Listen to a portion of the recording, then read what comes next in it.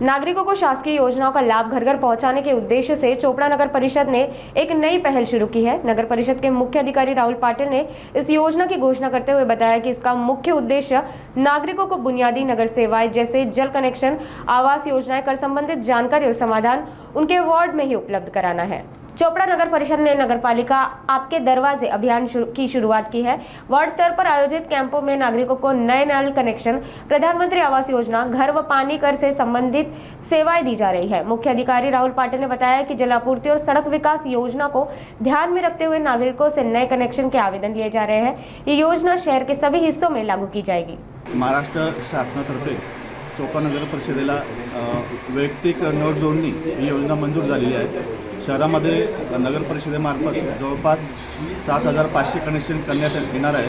त्यापैकी 2,000 कनेक्शन आपले पूर्ण झालेले आहेत, परंतु काही कॉलनी भागात कनेक्शनची संख्या जी होती ती अजून अपुरी होती। तर त्यासाठी नगर परिषदेने चोपड़ा नगर परिषद आपल्या दारी ही योजना राबवलेली आहे। आपण पाहू शकता की येथे बोरोली नगर 2 या भागात आपण इथे कॅम्प लावलेला आहे, जेणेकरून नागरिकांना नगर परिषदेमध्ये यावं लागणार नाही। त्यांना त्यांच्या कॉलनी भागातच आपण ही सुविधा दिलेली आहे। येथे आपण आपला जो ऑफिसचा स्टाफ आहे तो नेमलेला आहे आणि ऑफिस स्टाफमध्ये आपले जे लिपिक आहेत, जे आपले कर्मचारी आहेत ते येथेच त्यांना फॉर्म देणार आहेत। नळ कनेक्शनचे असतील, PMAYचे असतील किंवा त्यांच्या काही तक्रारी असतील घरपट्टी किंवा पाणीपट्टी संदर्भात, तर त्या तक्रारी देखील इथे सॉल्व्ह करण्यात येणार आहे।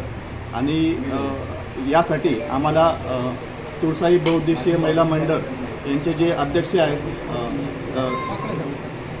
पाकडे सर यांनी आम्हाला मदत केली। त्यांनी आम्हाला विनामूल्य येथे जागा उपलब्ध करून दिली आणि जेणेकरून नागरिकांची ते सोय होईल।